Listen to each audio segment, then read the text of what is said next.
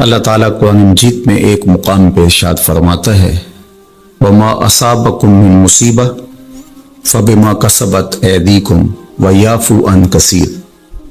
جو تمہارے اوپر کوئی مصیبت آتی ہے وہ تمہارے ہاتھوں کی کمائی ہے، تمہاری اپنی کرتوتوں کا نتیجہ ہے، اور اللہ تعالیٰ بہت ساری چیزوں سے درگزر فرماتا ہے۔ یہ اس کی کرم نوازی ہے کہ وہ درگزر فرماتا ہے اور کبھی کبھی گرفت کرتا ہے۔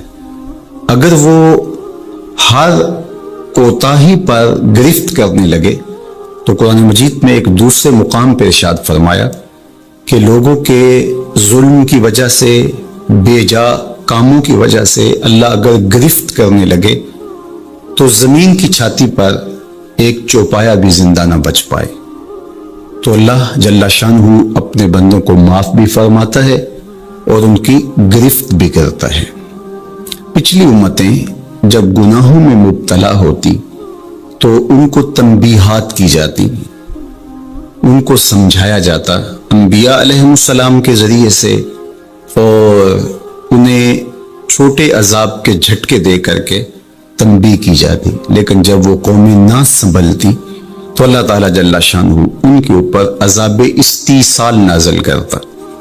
عذاب استیصال یہ ہے کہ وہ قومیں وجود سے مٹا دی جاتی۔ اس امت پر اگرچہ یہ کتنے بڑے جرم ہی کیوں نہ کریں، ان پر عذاب استیصال نہیں آئے گا۔ اللہ کے محبوب صلی اللہ علیہ وآلہ وسلم کا پاکیزہ وجود اور حضور کی رحمت کی تنی ہوئی چادر ہمارے لیے بچاؤ کی ضامن بن جاتی ہے، اور ہم اللہ تعالیٰ کی طرف سے آنے والے عذابوں سے بچ جاتے ہیں۔ کفار مکہ نے باقاعدہ مطالبہ کیا، اے اللہ اگر تیرا یہ رسول سچا ہے فَأَمْطِرْ عَلَيْنَا حِجَارَةً مِّنَ السَّمَاءِ، تو آسمان سے ہمارے اوپر پتھر نازل کر۔ تو حضور صلی اللہ علیہ وآلہ وسلم کے رب نے کیا جواب دیا؟ وَمَا كَانَ اللَّهُ لِيُعَذِّبَهُمْ وَأَنْتَ فِيهِمْ۔ محبوب، اللہ کی یہ شان نہیں ہے کہ تو ان کے اندر رہتا ہو اور میں ان پر عذاب نازل کروں۔ حالانکہ پچھلی امتوں پر عذاب نازل ہوا اور یہ امت خود عذاب مانگ رہی ہے۔ کفار نے عذاب طلب کیا لیکن کہا کہ محبوب تیری وجہ سے میں ان پر عذاب نازل نہیں کروں گا، اگر ان کی رحمت نہ ہو درمیان میں ابھی آگ لگ جائے دونوں جہاں میں۔ تو وہ عذاب استیصال جو قوموں کے وجود کو مٹا دیتا ہے، امت مصطفیہ پر، حضور علیہ السلام کے غلاموں پر وہ کبھی بھی نہیں نازل ہوگا۔ لیکن آزمائشیں، ابتلائیں اور سزائیں ان کو وقفے وقفے سے دی جاتی ہیں تاکہ یہ سنبھل جائیں اور اپنے اعمال کو درست کریں اور اپنا محاسبہ کریں۔ اگر وہ اس کے باوجود بھی نہ سمجھیں تو اللہ تعالیٰ جل شانہ کی سخت ناراضگی کا موجب ہے۔ اہل ایمان پر جو ابتلائیں آتی ہیں، جو آزمائشیں آتی ہیں، اس پر جب وہ صبر کرتے ہیں اور اللہ کی طرف رجوع کرتے ہیں تو ان کو اس کا اجر اور اس کا صلہ دیا جاتا ہے۔ حضور نبی رحمت صلی اللہ علیہ وآلہ وسلم نے ارشاد فرمایا کہ مومن کے پاؤں میں کانٹا بھی چبھتا ہے تو وہ بھی اس کے گناہوں کا کفارہ بنتا ہے، وہ بھی اس کے لیے بہتری کا ضامن بن جاتا ہے۔ تو جو وبائیں آتی ہیں، تکلیفیں آتی ہیں، تو وہ اس کے لیے بہتری کی ضامن ہوتی ہیں۔ اسی لیے تو وباؤں سے جو اللہ پر یقین رکھتے ہوئے انتقال کرتے ہیں وہ شہید کے زمرے میں آتے ہیں۔ کتنا بڑا درجہ ہے شہادت کا، لیکن ان کو یہ نصیب ہوتا ہے۔ وہ اپنے آپ کا محاسبہ کرتے ہیں۔ کیسے ہمیں پتہ چلے کہ جو مصیبت ہمارے اوپر آئی ہے وہ سزا ہے یا ابتلا ہے؟ تو علماء نے کہا کہ جو وبا، جو مصیبت، جو تکلیف تمہیں پہنچتی ہے اس پر اگر تمہیں اللہ کی طرف رجوع نصیب ہوتا ہے تو وہ ابتلا ہے، اس سے تمہارے درجے بلند ہوں گے، تمہارے گناہ مٹیں گے۔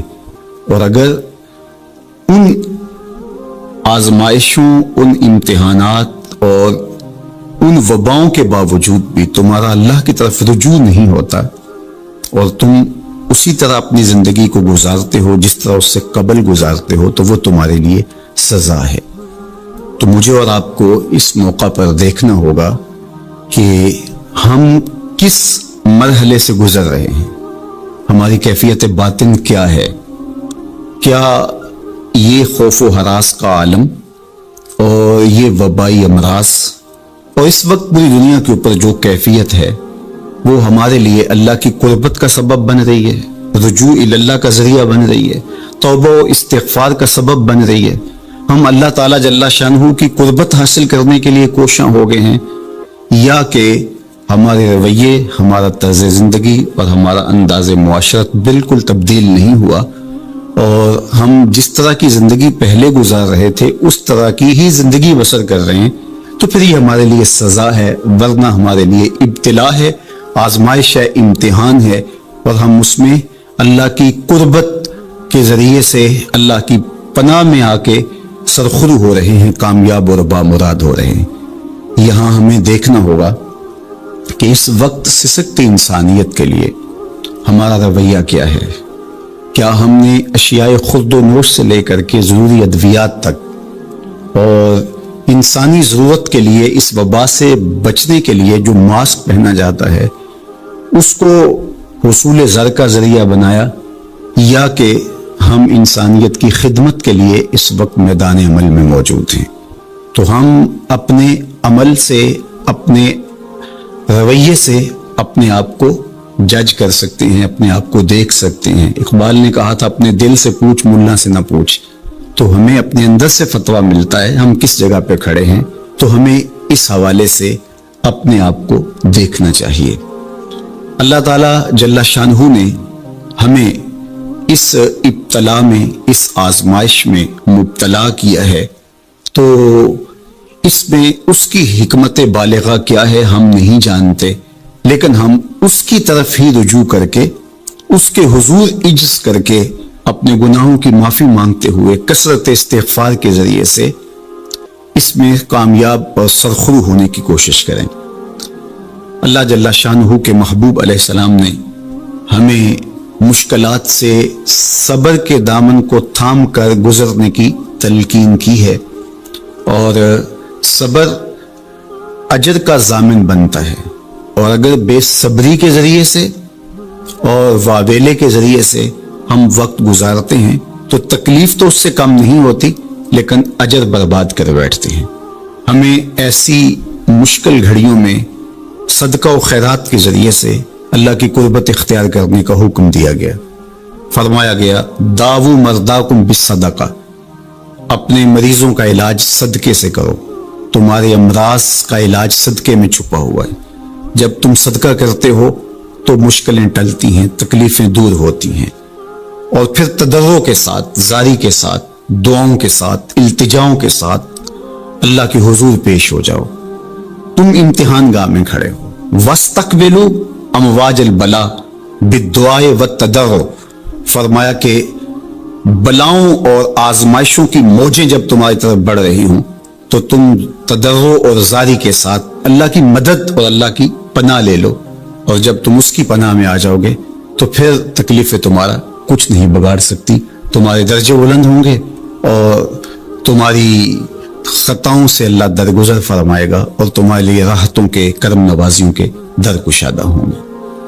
اللہ جل شانہ کی بارگاہ میں ہم دعا بھی کریں، کثرت کے ساتھ استغفار بھی طلب کریں، چونکہ استغفار ہمارے لیے تریاق کا درجہ رکھتا ہے، بالخصوص جب ہم ان حالات میں ہیں۔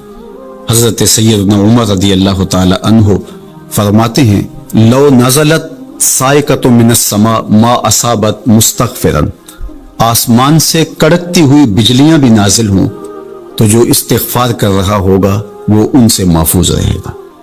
تو استغفار کرنے والا اللہ جل شانہ کی پناہ میں آ جاتا ہے، اس کی حفاظت کے حصار میں آ جاتا ہے۔ حضرت امام شافعی علیہ رحمہ فرماتے ہیں کہ میری زندگی کا نچوڑ، میں نے جو دین پڑھا ہے، دین سمجھا ہے، تو اس کا خلاصہ یہ ہے کہ ما رأیت انفع للوباء من التسبیح، وباؤں اور ابتلاؤں کے اندر تسبیح سے بہتر میں نے کوئی وظیفہ نہیں پایا ہے۔ تو جب آپ اللہ کی تسبیح بولتے ہیں، اس کی پاکی بولتے ہیں، تو آپ اللہ کی رحمتوں کے حصار میں آ جاتے ہیں، اس کی پناہ میں آ جاتے ہیں۔ تو اللہ تعالیٰ جل شانہ آپ سے مصیبتوں کو اٹھا لیتا ہے، تکلیفوں کو اٹھا لیتا ہے۔ تو استغفار طلب کیجئے، اللہ کی تسبیح بولیے اور قرآن مجید کی کثرت کے ساتھ تلاوت کیجئے۔ آج جبکہ فرصت کے لمحے ہمارے ہاتھ آ ہی گئے ہیں اور ہم کسی وجہ سے گھروں میں بیٹھ ہی گئے ہیں، تو اس موقع پر ہمیں کتاب اللہ کے ساتھ جڑنا چاہیے۔ کتاب اللہ کے ساتھ ہمارا تعلق جتنا مضبوط ہوگا، اللہ پر یقین اتنا ہی پختہ سے پختہ تر ہوتا چلا جائے گا۔ لیکن آج اگر سویر سے لے کر شام تک اور شام سے لے کر سویر تک ہم اپنا وقت یوں ہی برباد کر رہے ہوں اور ہمیں قرآن مجید کھول کر کے پڑھنے کی توفیق بھی میسر نہ آئے، تو پھر اس کا مطلب یہ ہے کہ ہم اس سزا کو کاٹ رہے ہیں، اس ابتلا سے اللہ کی قربت حاصل نہیں کر رہے۔ تو قرآن مجید کی تلاوت ہمیں اللہ کی قربت دیتی ہے، بلکہ ایک روایت میں آیا کہ جو شخص قرآن مجید کی تلاوت میں مشغول رہا اور اس مشغولیت کی وجہ سے اس کو دعا مانگنے کا موقع بھی نہ مل سکا، اللہ اس کو دعائیں مانگنے والوں سے زیادہ عطا فرمائے گا، چونکہ وہ اللہ کے کلام کے اندر مصروف ہو گیا۔ تو آج کل فرصت کے لمحات میں ہمیں اپنے بچوں کو بٹھا کر کے بھی ترغیب دینی چاہیے کہ وہ قرآن مجید کی تلاوت کریں، اور خود بھی قرآن مجید کی تلاوت اپنے معمولات میں شامل کرنی چاہیے۔ اور جتنے بھی یہ دن ہمیں میسر ہیں، اپنی روٹین اس حساب سے ہم بنا سکتے ہیں کہ قرآن مجید کے ساتھ ہم جڑ جائیں، اور اس کو اگر مفاہیم و مطالب کے ساتھ پڑھنے کا مزاج ہو اور روزانہ 1 پارہ یا 2 پارہ اس کے مفاہیم کے ساتھ، اس کے مطالب کے ساتھ اگر پڑھنا نصیب ہو جائے، تو پھر قرآن مجید کے پیغام کو سمجھنے کا ہمیں موقع مل جائے گا۔ چونکہ یہ کتاب ہمارے آقا و مولا حضور ختم المرتبت صلی اللہ علیہ وآلہ وسلم کی وساطت سے ہمارے نام ہمارے رب کا پیغام ہے، سندیسہ ہے ہمارے رب کا۔ ہمارے رب نے ہمیں کیا کہا ہے ہمیں سمجھنا چاہیے۔ دنیا کے کسی ایسے ملک سے میرے اور آپ کے نام کوئی خط ہو اور اس زبان میں ہو جو زبان میں نہیں جانتا، تو اتنی دیر تک میں چین سے نہیں بیٹھتا، آپ چین سے نہیں بیٹھتے جب تک اس کے مندرجات معلوم نہیں کر لیتے، اس میں خوشی کی خبر ہے یا کوئی غم کا قصہ ہے، یہ خط میرے نام کیا پیغام لے کر آیا ہے۔ تو صاحب یہ قرآن حضور کی معرفت، ہمارے نام ہمارے رب کا خط ہے۔ تو ہمیں دیکھنا ہوگا کہ اس کتاب نے ہمیں کیا پیغام دیا ہے، اس کتاب کا حکم نامہ ہمارے نام کیا ہے، اور پھر ہم اس کتاب کو اپنی زندگی میں اتار کر کے اپنے شب و روز کے اندر شامل کر کے اس کی تعلیمات کو ایک پاکیزہ اور ستھرے مسلمان بن کے ابھر سکتے ہیں۔ تو اس موقع سے بھرپور فائدہ ہمیں حاصل کرنا چاہیے۔ اس کی تلاوت بھی کریں، خالی تلاوت بھی قرآن مجید کی تمہیں محرومیوں سے نکالے گی۔ حضرت اقبال علیہ الرحمہ نے اپنے ایک دوست کو خط لکھا کہ قرآن مجید اگر مفاہیم و مطالب کے ساتھ تمہیں نہیں بھی پڑھنا آتا تو پھر بھی اس کی تلاوت کو معمول زندگی بناؤ، اس لیے کہ ناظرہ قرآن پڑھنے سے بھی قلب کا تعلق حضور کے قلب اطہر سے جڑتا ہے، حضور سے قربت نصیب ہوتی ہے اس کتاب کے پڑھنے سے، اس کی تلاوت کرنے سے، چونکہ یہ حضور کے قلب اطہر پہ نازل ہوا ہے، حضور کے سینہ اقدس پہ نازل ہوا ہے، تو اس سے تعلق حضور کے قلب اطہر کے ساتھ جڑنا ہے۔ اور ہمیں فرمایا گیا کہ راتوں کی تنہائیوں میں اٹھ کے قرآن پڑھا کرو اور قرآن پڑھتے ہوئے رویا کرو، اور یہ بھی فرمایا گیا فَإِن لَمْ تَبْكُوا فَتَبَاكُوا، اور اگر رونا نہ آئے تو رونے کی کوشش کیا کرو، تکلف کے ساتھ اپنے اوپر وہ کیفیت طاری کرو کہ تمہاری آنکھیں آنسوں کا خراج دیں اس قرآن کو پڑھتے ہوئے۔ کیا یہ تصور تھوڑا ہے کہ جب تم قرآن پڑھ رہے ہو تو اس خیال میں ہو کہ میں اپنے رب کا کلام پڑھ رہا ہوں؟ فرمایا تمہارا رب سے ہم کلام ہونے کو جی چاہے تو قرآن کھول کے بیٹھ جاؤ، یہ رب سے ہم کلام ہونا ہے۔ حضرت داتا گنج بخش علی حجویری علیہ الرحمہ سے ایک مرید نے کہا حضرت اگر رونے کی کوشش کریں تو پھر بھی رونا نہ آئے تو فرمایا پھر اپنے مقدر پہ رویا کرو، تم اتنے سنگ دل ہو گئے ہو کہ تم رونا بھی چاہتے ہو لیکن تمہاری آنکھیں آنسوں کا خراج نہیں دیتی. تو اس کتاب کے ساتھ جڑ کے، اس کتاب کے ساتھ وابستہ ہو کے، اس کے ساتھ تعلق خاطر قائم کر کے اپنی زندگی کو سنوارا جا سکتا ہے. یہ کتاب زندگی ہے، یہ نسخہ حیات ہے، نسخہ کیمیا ہے. فاش می گوئم آنکھ در دل مزمرست، این کتاب نیست چیز دیگرست. اقبال نے کہا اگر میں کھل کے بتا دوں جو میرے سینے میں پوشیدہ ہے، یہ کتاب نہیں، یہ کوئی اور ہی چیز ہے. یہ زندگی بخش ہے، یہ حیات آفری ہے. اس کا ایک ایک لفظ نور دیتا ہے، اس کا ایک ایک حرف اجالے بانٹتا ہے. بلکہ وہ لوگ جو اس کتاب سے زندگی حاصل نہیں کرتے اور اس کتاب کے ہوتے ہوئے بھی محرومیوں کا شکار ہے، تو بڑی خوبصورتی کے ساتھ اقبال نے تنقید کی اور سوئے ہوئے ضمیر جگانے کی کوشش کی. ببند صوفی و ملا اسیری حیات از حکمت قرآن گیری، با آیاتش ترا کار جزی نیست کہ از یاسین او آساں بمیری. اقبال کہتے ہیں تو جاہل صوفی اور کاہل ملا کے ایسے پھندے میں پھنسا کہ تو نے قرآن سے زندگی تلاش نہیں کی. قرآن کی آیتوں سے تجھے صرف اتنا سروکار ہے، جب تیرے بوڑھے کی روح اٹک گئی تو سورہ یاسین لے کے بیٹھ گیا کہ میں اس کی تلاوت کروں اور اس کی روح آسانی سے نکل جائے. اقبال کہتے ہیں اس میں کوئی شک نہیں ہے، مرنے والے کو اس کا فائدہ ہوتا ہے، لیکن مجھے افسوس اس بات کا ہے کہ اس قرآن سے بھی تو نے مرنا ہی سیکھا، کاش اس قرآن سے جینا سیکھ لیا ہوتا. یہ تجھے زندگی کے کرینے سکھاتا، تجھے اسلوب حیات بتاتا، تجھے جینے کا طریقہ بتاتا، تجھے محمد عربی کی دہلیز پہ لے جاتا، تمہیں خدا کی قربت دیتا، خشیت الہی کے اجالے دیتا. یہ کتاب زندگی بخش اور حیات آفری تھی، تو نے کیوں اس کتاب کے ہوتے ہوئے اپنے آپ کو محرومیوں کے سپرد کر دیا؟ تو یہ موقع ہمیں ملا ہے زندگی کی گہما گہمی میں، زندگی کی چکا چون میں. سویر سے شام تک، شام سے سویر تک بھاگم بھاگ لگی تھی، تو کسی وجہ سے لمحے فرصت کے ہاتھ آ ہی گئے ہیں.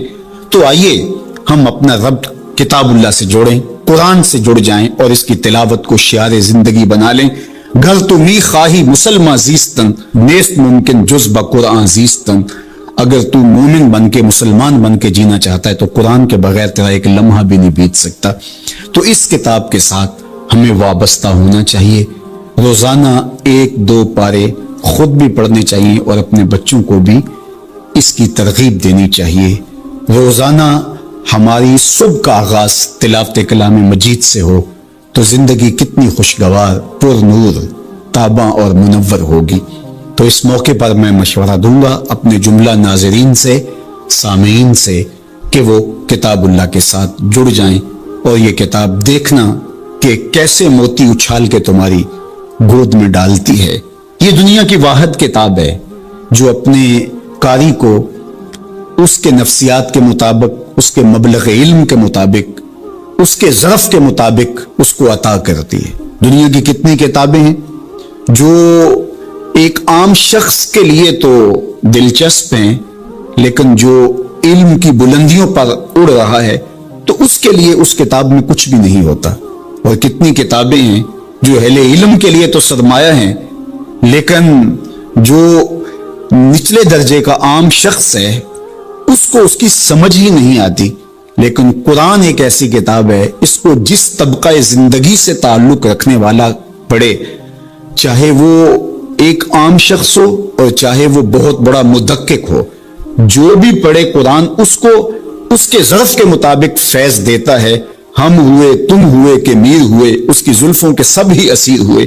یہ اس کتاب کا اعجاز ہے، اس کتاب کا کمال ہے، اور یہ اپنے پڑھنے والوں کے لیے آسان ہے، رشد و ہدایت کی ضامن ہے اور اللہ کی قربت کا ذریعہ ہے. ہمیں زندگی گزارنے کا اسلوب دیتی ہے اور حیات آفرین کتاب ہے. تو اس کے ساتھ ہمیں جڑنا چاہیے اور اس موقع سے ہمیں بھرپور فائدہ حاصل کرنا چاہیے. ایک بات میں یہ بھی عرض کرنا چاہوں گا کہ اس موقع پر خاص طور پہ ہمیں تھوڑا سا اپنا محاسبہ کرنے کے لیے بھی وقت مل گیا ہے. بھاگ دوڑ کے اندر سویر سے شام تک ہمیں اپنے آپ پر غور کرنے کا موقع نہیں ملا اور مقصد حیات کو سمجھنے کی فرصت نہیں ملی.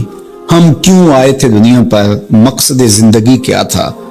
کیا رزق کمانا ہی مقصود حیات تھا؟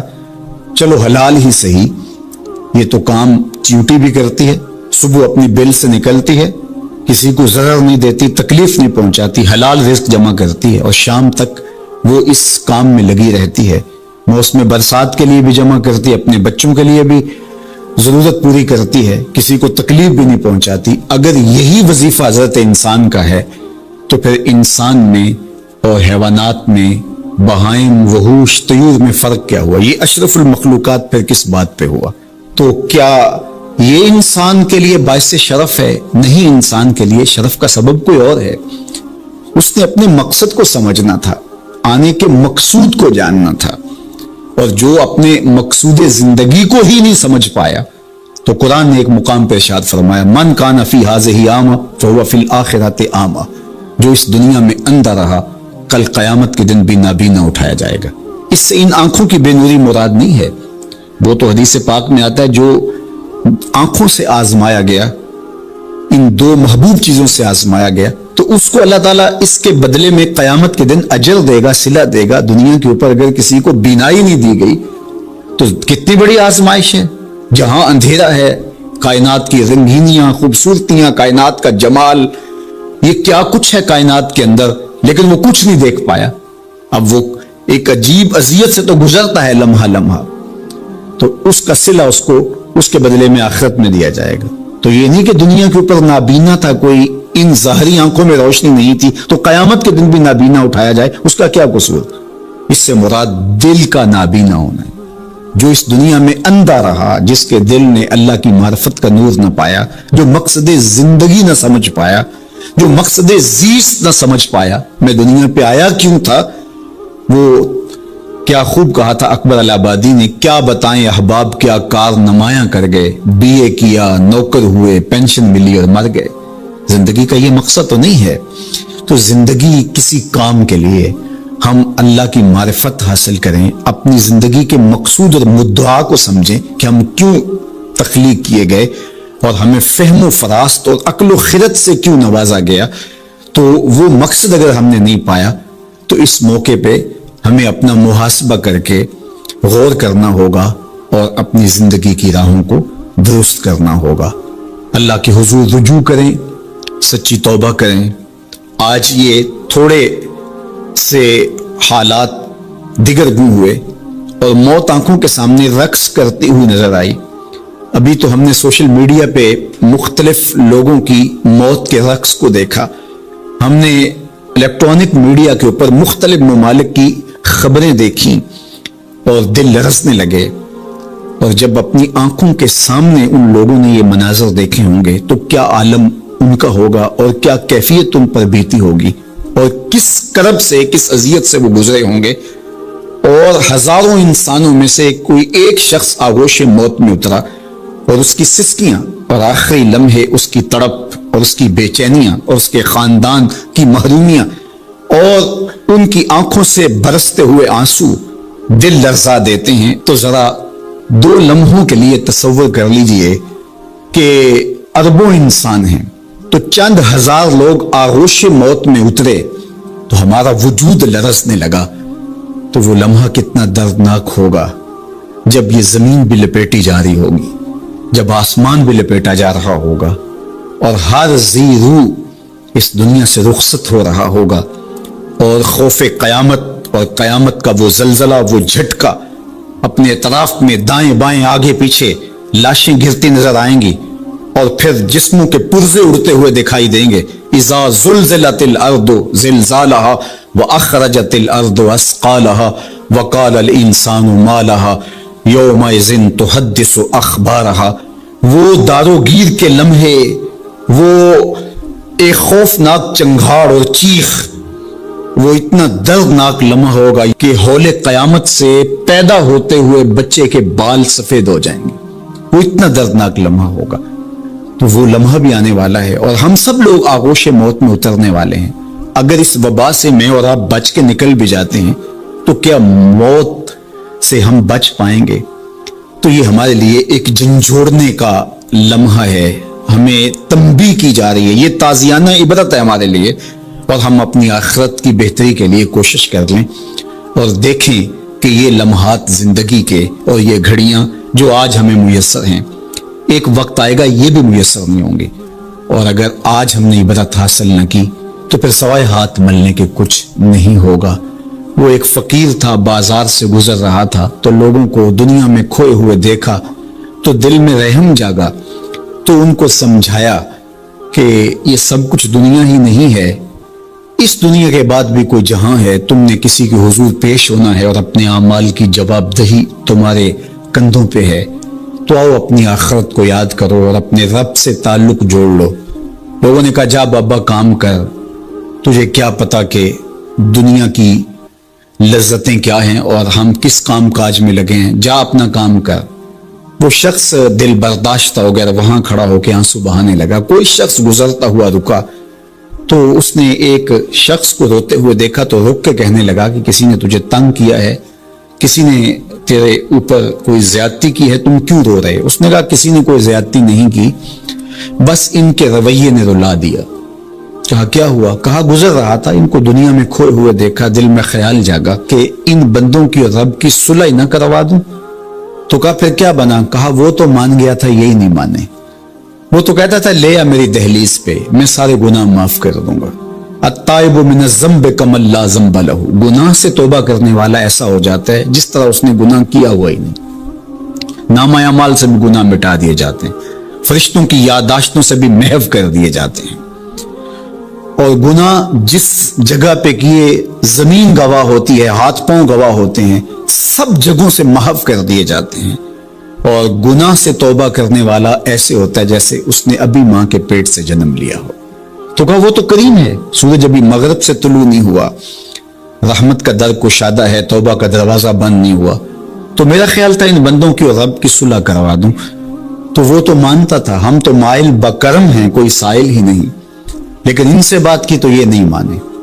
خیر وقت گزر گیا، وہی شخص دو ایک دن کے بعد قبرستان کے قریب سے گزرا تو وہی فرد وہاں روتا ہوا پایا گیا۔ تو اس نے پھر اپنی گاڑی، اپنی سواری روکی اور کہا بابا عجیب شخص ہے، بازاروں میں بھی روتا ہے، قبرستانوں میں بھی روتا ہے، آج کیا مسئلہ تجھے ہوا؟ کہا مسئلہ وہی میرا کل پرسوں والا ہے۔ کہا کیا ماجرا ہوا؟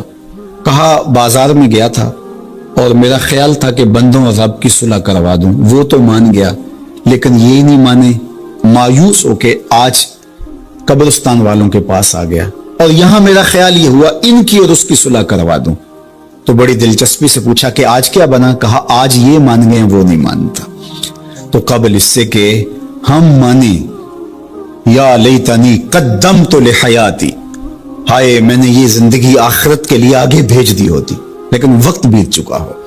تو آج وقت ہے، وقت پر کافی ہے قطرہ بھی آب خوش ہنگام کا، جل گیا جب کھیت برسا می تو پھر کس کام کا۔ میں نے تو کتب میں پڑھا ہے کل قیامت کے دن نیکوکار بھی پچھتائیں گے، بدکار بھی پچھتائیں گے۔ بدکاروں کا پچھتانا تو سمجھ میں آتا ہے، نیکوکار کیوں پچھتائیں گے؟ جب وہ اپنے اچھے اعمال کی جزا دیکھیں گے تو وہ پچھتائیں گے، جو چند لمحے ضائع کر دیے وہ بھی کیوں ضائع کر دیے، وہ بھی یاد الہی میں بسر کیے ہوتے۔ اور جنہوں نے اپنی زندگی گناہوں میں گزار دی، خواہشات نفس میں گزار دی، آرزوؤں اور تمناؤں میں بسر کر دی، دو دنی چار کے چکر میں پڑے رہے، دولت کے انبار لگ گئے، پھر بھی نفس رجا نہیں ہے، اندر کی خواہشات تشنا کی تشنا ہی رہی، پھر بھی سیرابی نہیں ہوئی۔ کوزائے چشم حریصاں پر نشد، تا صدف کانے نشد پر در نشد۔ رومی علیہ رحمہ فرماتے حریص کی آنکھ کا پیالہ نہیں بھرتا، کہا کہ جب تک صدف کانے نہیں ہوتا اس میں موتی نہیں آتے، اور سادی شیرازی بولتے ہیں کہ پیٹ بھر جاتا ہے آنکھ نہیں بھرتی۔ تو ساری زندگی حال من مزید کے نعرے لگاتے رہے، جتنا بھی میسر ہوا پھر آگے بڑھتے رہے، آگے بڑھتے رہے، کسی جگہ پہ بھی فل سٹاپ نہ آیا، اور زندگی یوں گزرتی رہی، بسر ہوتی رہی، اور اپنی زندگی برباد کر دی، حتی زرتم المقابر، یہاں تک کہ قبروں میں جا پہنچے۔ تو آج اپنی آنکھوں کے سامنے موت کا رقص دیکھ رہے ہیں، اور ہم پوری کائنات کے اندر دیکھ رہے ہیں کہ جو وسائل سے مالا مال تھے، جنہوں نے دنیا کو تسخیر کرنے کا دعویٰ کیا تھا، جن کا خیال یہ تھا کہ ہم ہر طرح کے حالات سے نپٹنے کی صلاحیت رکھتے ہیں، ہمارے پاس تمام وسائل میسر ہیں، لیکن آج کس طرح بے بسی کی تصویر نظر آتی ہیں۔ ایک چھوٹا سا وائرس ہے جو خوردبین سے دیکھا جاتا ہے، اور اس نے انسان کو بے بس کر دیا۔ تو انسان کو سمجھنا چاہیے کہ اللہ کی طاقت کتنی ہے۔ ایک تو قیامت کے دن جب لوگ آغوش موت میں ہوں گے اور بڑے بڑے متکبرین، سرکش، متمردین، بادشاہ، شہنشاہ، کج کلا آغوش موت میں ہوں گے، تو اللہ تعالیٰ فرمائے گا آج کس کی بادشاہی ہے؟ تو کوئی نہیں بول سکے گا۔ اللہ فرمائے گا انا المالک، میں بادشاہ ہوں۔ فرمائے گا این المتکبرون، تکبر کرنے والے کہاں ہیں؟ تو کہاں ہوں گے تکبر کرنے والے؟ کوئی سر اٹھانے کے قابل نہیں ہوگا۔ اللہ فرمائے گا میں ہوں متکبر، کبریائی مجھی کو زیبا ہے۔ تو یہ کل جو ماننا ہے تو اچھا نہیں کہ آج ہی مان لیں اور اپنی زندگی کو اس کی راہوں پہ لگا لیں۔ تو یہ مختصر زندگی اللہ کی امانت ہے۔ اللہ جل شانہ ہمیں اس زندگی کو اس کے راستے میں لگانے کی توفیق دے۔ یہ آزمائش کی گھڑیاں، یہ سزا کے جھٹکے، یہ عبرت کے تازیانے، یہ ہمارے سمجھانے کے لیے ہوتے ہیں۔ حضرت امام غزالی فرماتے ہیں یہ ڈوبتا ہوا سورج روز ہمیں بتاتا ہے میاں زندگی پائیدار نہیں ہے، ایک دن تمہاری زندگی کا سورج بھی ڈوب جانا ہے۔ یہ پھیلی ہوئی قبریں، یہ جوانی سے بڑھاپے کی طرف بڑھتے ہوئے لوگ، یہ اٹھتے ہوئے جنازے، یہ سب کچھ تمہیں بتاتے ہیں۔ تم سمجھو اور اپنی زندگی کو خیر کی راہوں پر ڈال لو۔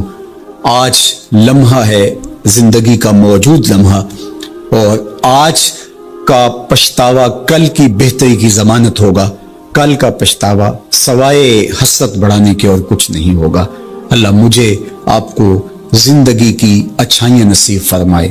اج سا بھی نے کھلے راہ بھی نے، انج ٹوک انوکھڑے ٹوک دے نہیں، ٹر پویں تے پینڈے مک جاندے، کار بیٹھے ہیں فاصلے مک دے نہیں۔ تو آج ایک ایک قدم بھی چلیں گے تو منزل تک پہنچ جائیں گے، لیکن کل یہ قدم شل ہو جائیں گے، یہ زبان بولنے سے بند ہو جائے گی۔ یہ دارالعمل ہے، وہ دارالجزا ہے، پھر دارالجزا میں عمل نہیں ہوگا، پھر پچھتاوا، پھر ڈاڈا پچھتاوا، سخت پچھتاوا، حسرت پہ حسرت، دکھ، اذیت۔ ہائے کوئی چیخ چیخ کے کہتا تھا میں اس کی بات مان لیتا، میرے گھر میں قرآن پڑھا تھا میں کھول کے دیکھ لیتا، میں مصلحین کی بات سن لیتا، میں اٹھتے ہوئے جنازوں سے کچھ سمجھ لیتا، میں قبرستانوں میں جاتا، ٹوٹی شکستہ قبریں مجھے کوئی کہانی سنا رہی تھی جن کا طوطی بولتا تھا، پھر ان کی قبروں پہ خاک بھی اڑتی میں نے دیکھی، لیکن میں نے کسی سے عبرت حاصل نہ کی۔ میں نے سمجھا کہ یہ جوانی ہمیشہ رہے گی، یہ زندگی ہمیشہ رہے گی، لیکن سارا خواب تھا ٹوٹ کے بکھر گیا۔ تو آج پچھتاوا ہے، تو کل جو پچھتانا ہے تو آج ہی پچھتا لیں اور اپنی زندگی کو اللہ اس کے رسول کی راہوں پہ لے آئیں۔ اللہ مجھے آپ کو اپنی راہوں کا مسافر رکھے اور زندگی کو حضور علیہ الصلوۃ والسلام کی اطاعت کے فرما برداری کے دائرے میں لے آئیں۔ وآخر دعوانا ان الحمد للہ رب العالمین، الحمد للہ رب العالمین، والصلاة والسلام علی اشرف الانبیاء والمرسلین۔ اللہ اٹھے ہوئے ہاتھ، پھیلی ہوئی جھولیاں اپنی رحمتوں سے بھر دے، بخت کی بہاریں نصیب فرما دے، مقدر کی خزائیں رخصت کر دے۔ جیئیں تو تیرے لیے، مریں تو تیرے دین کے لیے، زندگی کی آخری ہچکی تک تیرے رسول کے وفادار رہیں۔ ہر علت، ہر قلت، ہر ذلت سے رہائی عطا کر دے، اپنے محبوب کے در کی گدائی عطا کر دے۔ نفس و شیطان کے مکر و فریب سے، دجل و تلبیسات سے ہماری حفاظت فرما۔ اے اللہ ان وباؤں سے نجات عطا کر دے۔ اے اللہ تیری مخلوق تڑپ رہی ہے، سسک رہی ہے، میرے مالک اپنی مخلوق پہ رحم فرما اور اپنا خاص کرم فضل ان پہ نازل کر دے۔ اے اللہ اس وبائی مرض سے نجات عطا کر دے، اپنا خاص کرم فضل اللہ امت مسلمہ کا مقسوم کر دے۔ اللہ میرے وطن کی خیر فرما، میرے ملک کو امن کے اجالے عطا کر دے۔ اللہ میرے ملک کی معیشت کو جمال عطا کر دے، خیر، خیریت، برکت، رحمت اور راحت ہمارا مقدور کر دے۔ اٹھے ہوئے ہاتھ خالی نہ موڑنا، پھیلی ہوئی جھولیاں اپنی رحمتوں سے بھر دے۔ ساری زندگی اپنی چوکھٹ کا فقیر رکھنا، اپنی دہلیز کا نوکر رکھنا، کبھی کسی کا محتاج نہ کرنا، ہمیشہ اپنی چوکھٹ کا فقیر رکھنا۔ اللہ ہم تیرے عاجز، ناتواں، کمزور بندے تیری دہلیز پہ ہاتھ پھیلائے، جھولیاں پھیلائے تیری رحمت کی بھیک مانگ رہے ہیں۔ میرے مالک اپنے کرم سے ہماری جھولیاں اپنی رحمتوں سے بھر دے۔